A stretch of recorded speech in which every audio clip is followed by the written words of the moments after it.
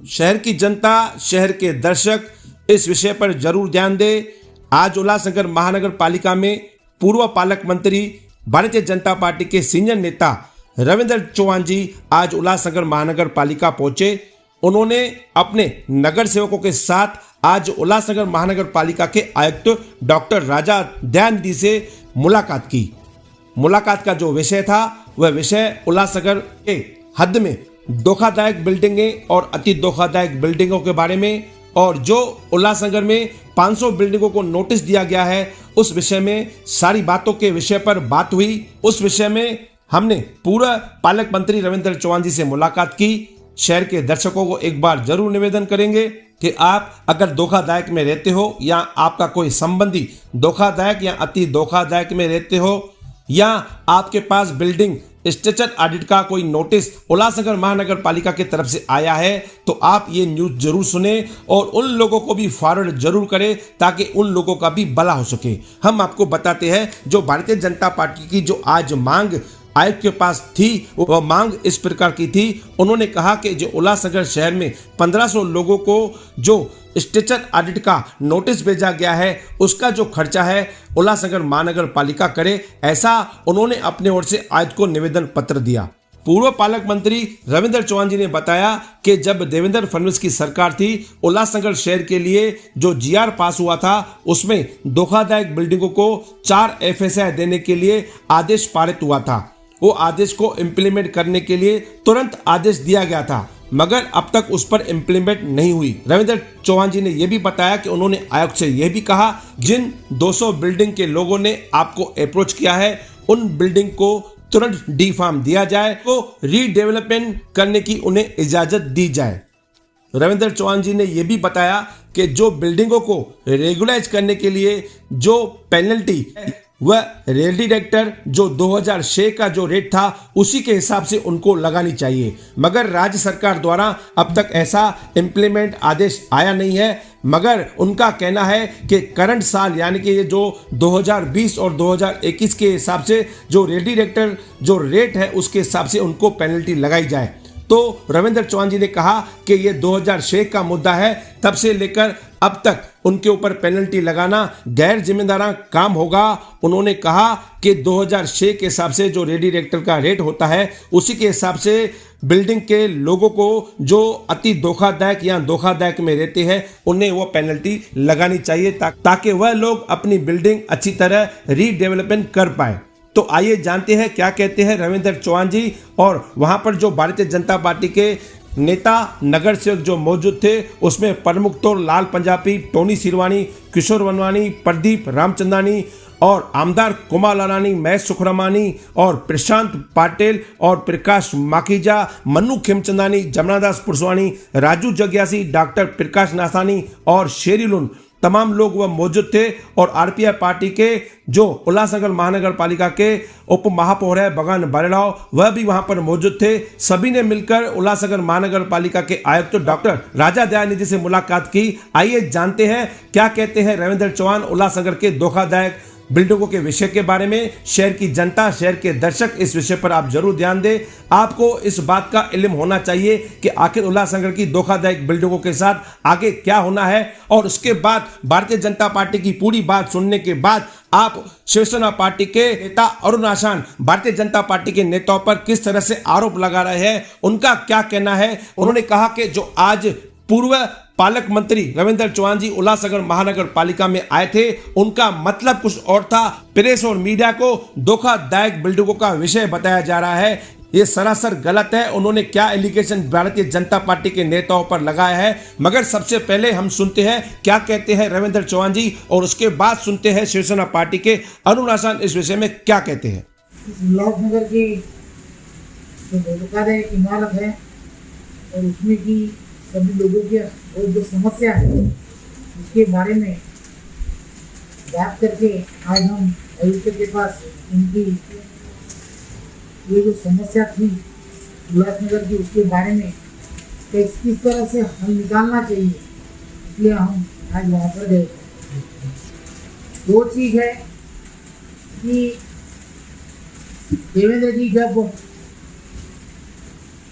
मुख्यमंत्री थे तभी जो GR निकाले गए हैं और उस GR के अंदर एकदम स्पष्ट पद से कहा गया है कि उल्लासनगर की धोखादायक जो इमारतें हैं उनके अंदर 4 FSI के लिए इमीडिएटली आप काम करना शुरू कर दो, ऐसा कहा गया था। 4 के ऊपर के लिए सोचने के बारे में तय किया गया, लेकिन तब से आज तक इसमें ये सरकार आने के बाद में कौन सी भी गति प्राप्त नहीं हुई है। आज उनको वो सब बात फिर एक बार याद करवाई दी गई। दूसरी बात कि ये सब चीज करते वक्त हमने उन्हें कहा है कि जिन जिन लोगों ने आपके पास अप्रोच किया है और जो काम हम कर सकते हैं इमीडिएटली कर सकते हैं, ऐसी 200 इमारती को इमीडिएटली 15 दिन के अंदर आपको कंप्लीट करके देना है। उसका डी फॉर्म जो है वो इमीडिएटली उनको देना है। उन्होंने भी उसके लिए हाँ कही थी और उनकी ऐसी धारणा है कि और 200 जन को भी हम ऐसे ही डी फॉर्म दे सकते हैं। तो इमीडिएटली हमने उनको कहा कि आप कलेक्टर जी से बात कीजिए। कलेक्टर ऑफिस में भी ऐसे ही यंत्रणा कार्यरत है। उल्लासनगर की समस्या बहुत गंभीर है, तो इन 200 जनों को और ये पूरी की पूरी सिस्टम जल्द से जल्द कैसी हो, इसके लिए पूरे ताकत से 1 महीने के अंदर ये 500 जो इमारतें हैं, इस इमारतों को रिफॉर्म जो है वो इमीडिएटली आज के बैठक के अनुसार आपको देना चाहिए। और उन्होंने भी इसके लिए हाँ कर दी। जो इसके स्ट्रक्चरल ऑडिट के बारे में कहा गया, इस स्ट्रक्चरल ऑडिट को सरकार ने ही करना चाहिए, अन्यथा कॉरपोरेशन ने करना चाहिए, ऐसी मांग हमने रखी है। और उनको कहा है कि इमीडिएटली ये सब चीज करनी चाहिए। इमीडिएटली ऐसा करना चाहिए। एक महानगर पालिका ने एक CSR की तरह एक अकाउंट खोलना चाहिए और इस शहर के अंदर ऐसे 100 घर जो अच्छी स्थिति में है, जहां पर लोग रह सकते हैं, ऐसे 100 घरों को भाड़े के ऊपर लेना चाहिए। और उसका भाड़ा जो है वो भाड़ा यहाँ के कुछ व्यक्ति जो 11 महीने का भाड़ा दे सकते हैं, ऐसे लोगों से लेकर इमीडिएटली उनको वहां पर शिफ्ट करने की कार्रवाई करनी चाहिए। और उसकी शुरुआत अच्छे बड़े लोगों से जो करनी चाहिए, उसकी शुरुआत यहाँ से ही कीजिए, ऐसा हमने उनको बताया है। यानी कि एक साल भर का भाड़ा होगा 1,11,000, जिसकी जो तमन्ना होगी, जो उसको लगता होगा वैसा वो दे। हमारे यहाँ के आमदार नेता कुमार इलानी जी ने झटक से बोल दिया कि मैं ऐसी अगर तैयारी कॉरपोरेशन करती है तो 1,11,000 रुपया मैं दूंगा। तो मैंने भी कह दिया कि मैं 1 लाख रुपया दूंगा। और इस पूरे शहर के अंदर बहुत सारी धार्मिक संस्थाएं भी काम करती हैं। इन सभी लोगों ने थोड़ा थोड़ा सा अगर अपना हाथ बढ़ाया तो इसके अंदर से हमको काम बढ़ेगा। वहां से शेरी ने बताया है कि मैं भी 1 लाख रुपया दूंगा। ऐसे हर लोग इसमें हाथ बार लगाएंगे तो 100 लोगों को 11 महीने के लिए हम वहां पर शिफ्ट कर सकते हैं। जैसे मुंबई में मुंबई बैंक है, इसके अंदर फाइनेंस करती है, तो ऐसी बहुत सारी बैंक भी इसके अंदर फाइनेंस कर सकती है। तो ये प्रपोजल इमीडिएटली आपको करना चाहिए। सरकार इसके अंदर क्या करेगी, कैसे करेगी, ये हमें मालूम नहीं, लेकिन जो कायदा यहाँ पर लीगलाइज के लिए तय किया गया था, वहां पर उसका रेट क्या लेना चाहिए, तो हमने उनको बताया कि 2006 का ही रेट लेना चाहिए। उन्होंने बताया कि सरकार ने ऐसा कहा है कि अभी का रेडी रेटनर रेट लेना चाहिए।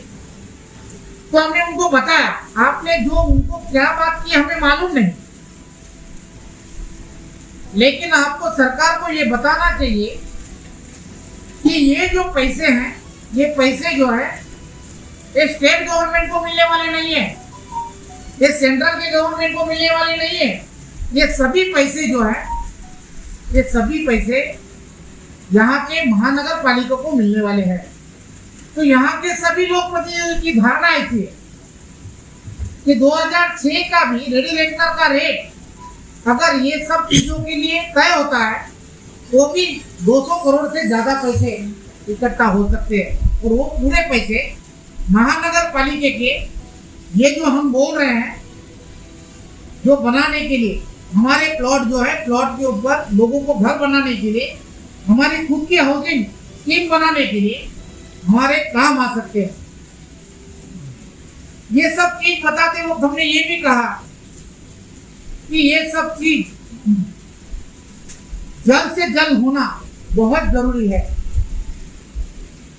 यहाँ के हर उस व्यक्ति को जो यहाँ पर धोखादायक इमारत हो, इसके अंदर जो रहता है या उसकी धोखादायक इमारत थी वो कॉरपोरेशन ने गिराई है या तो खुद गिर गई है, ऐसे भी बहुत सारी फैमिलीज है जो यहाँ वहाँ भटक रहे हैं। इन सभी को न्याय देने की भूमिका सरकार की होनी चाहिए। सरकार ने इसमें बहुत जल्द ही ध्यान देने की जरूरत है। और ये सब चीज जिसका कायदा देवेंद्र फडणवीस जी के माध्यम से हुआ है, वही कायदे का इम्प्लीमेंटेशन भी करेंगे तो 500 से 600 बिल्डिंग का काम इमीडिएटली हो सकता है। बहुत सारे प्लान्स आपके पास मंजूरी के लिए पड़े हुए हैं, जल्द से जल्द उसे भी मंजूर कीजिए। और उल्लासनगर के लोगों को जो आज तकलीफ है, उस तकलीफ से आज जल्द से जल्द रिहा करें। ये आज उन्हें हम सभी यहाँ के उप महापौर, इसी तरह से गठन नेता, जिलाध्यक्ष, आमदार, विरोधी पक्ष नेता और सभी प्रमुख कार्यकर्ता और पदाधिकारियों की उपस्थिति में हमने आज जाके ये सब बात बताई है। और हमने उन्हें ये भी बताई है कि इसका मिनट्स बनाना है। और जो हमने कहा आपको कि जो आपने हमें कहा है कि 10 दिन के अंदर ये कंप्लीट करेंगे और 1 महीने के अंदर बाकी की जो सब चीज़ डी फॉर्म देने वाले हैं वो सब चीज़ हमको लिखित दे, ताकि जो लोग आज बहुत डरे हुए हैं उन सभी लोगों को थोड़ी सी राहत मिले। धन्यवाद। चौहान साहब, हमारे उल्लासनगर में जो धोखादायक इमारतें हैं, शुरू से लेकर अब तक धोखादायक का मुद्दा तो है, लेकिन उनके साथ मालिकाना हक का जो प्रॉब्लम चल रहा है उसकी वजह से रीडेवलपमेंट नहीं हो रही है। और अब भी लोगों को मालिकाना हक नहीं है। मालिकाना हक जिनके पास है, काफ़ी सारे लोग वो बिल्डिंग के मालिक गुजर चुके हैं, तो टैक्स पोती पे लोग रह रहे हैं। तो मालिकाना हक उनको मिलना चाहिए, उसके लिए आपने क्या किया? तो ये सब हर उस जगह पे अलग अलग बातें हैं जो इजीली हो सकती है। ऐसी बातों के लिए हमने आज उनसे डिस्कस की। कुछ सुझाव और भी हमने उनको इस बारे में दिए हैं। उसमें ऐसा कहा गया है कि एक शहर है, इसका क्षेत्रफल जो है बहुत कम है और इसकी डेंसिटी बहुत ज़्यादा हो गई है। तो नागपुर डेवलपमेंट ट्रस्ट की तरह उल्लासनगर डेवलपमेंट ट्रस्ट हम कर सके और आजू बाजू के कुछ गांव हैं जो ग्रामीण भाग है उसको हम उसके अंदर एक्वायर कर सके। और फिर जैसे नागपुर ट्रस्ट के बाद साथ में जैसा काम हो रहा है उसी तरह से एक रचना तैयार करके भी अगर काम होगा तो भी इसमें कुछ ना कुछ तो राहत बहुत अच्छी तरह से मिल सकती है। ऐसे भी कुछ सुझाव हमने देने के लिए कहे हैं।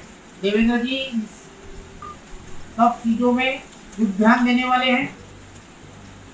भगवान करे कि ये अधिवेशन पूरा 15 दिन हो, 1 महीना चलेगा तो उल्लासनगर के इस समस्याओं के बारे में खुद देवेंद्र जी सभागृह के अंदर सरकार को ये सब चीज़ों के लिए पूछने वाले, इतना तय। सर, ये जनता का दूसरा विषय बता रहा हूँ आपको।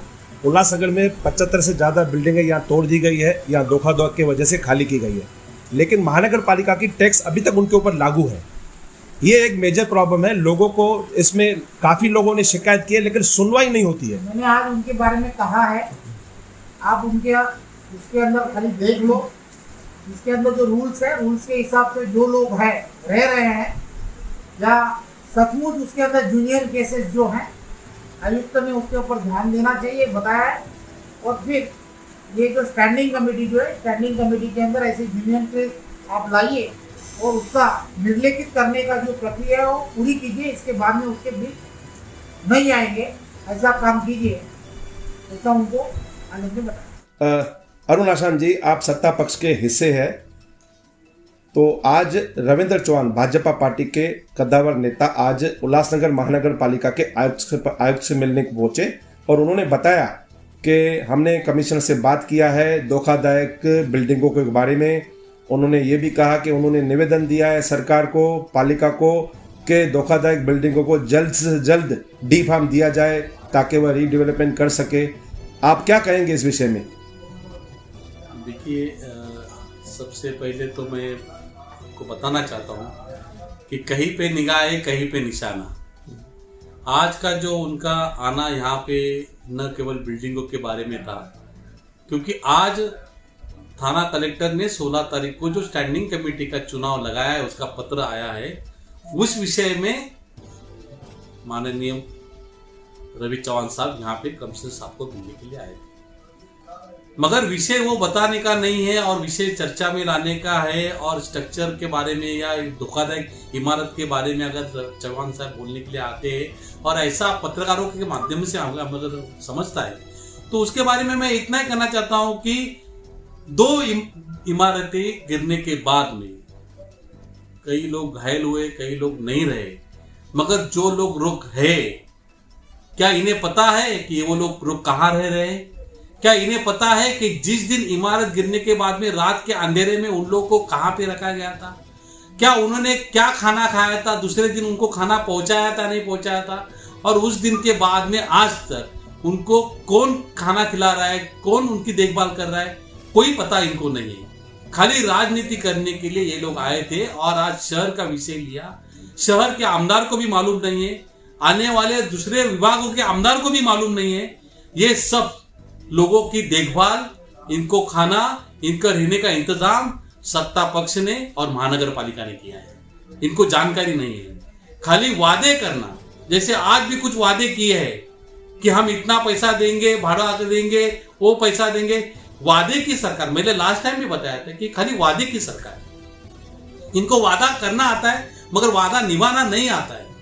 तो ये आए थे स्टैंडिंग कमेटी के चुनाव के बारे में, मगर उन्होंने बताया कि मैं अनधिकृत बिल्डिंग के बारे में आया था और मैंने उनके बारे में कमिश्नर से चर्चा की, आपने निवेदन दिया, मगर आप देर आए हो। मगर शुक्र है कि आप दुरुस्त आए हो, देर से आए हो मगर दुरुस्त आए हो।